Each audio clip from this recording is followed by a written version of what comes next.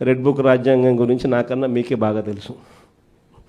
ఏ రకంగా పోలీసులను వాచ్మెన్ల కన్నా దారుణంగా వాడుకుంటూ ఏ రకంగా రెడ్ బుక్ రాజ్యాంగం నడిపిస్తూ ఉన్నారు.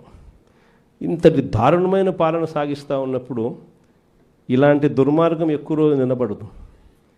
ఈరోజు ఒకటే మీ అందరికీ కూడా చెప్తా ఉన్నా, ఇంతకుముందు హయాంలో మన హయాంలో బహుశా కార్యకర్తలకు నేను అనుకున్న మేరకు నేను చేయలేకపోయి ఉండొచ్చు.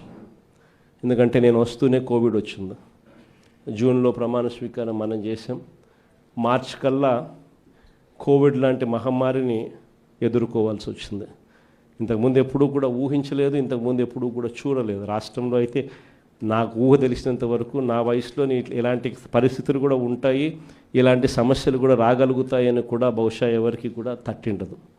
కానీ ఈసారి మాత్రం మీ అందరికీ చెప్తా ఉన్నా, ఈసారి మీ జగన్, మీ బిడ్డ మీరు పడతా ఉన్న కష్టాలను చూశాడు, మీరు చూపిస్తూ ఉన్న తెగువను కూడా మీ బిడ్డ జగన్ చూశాడు.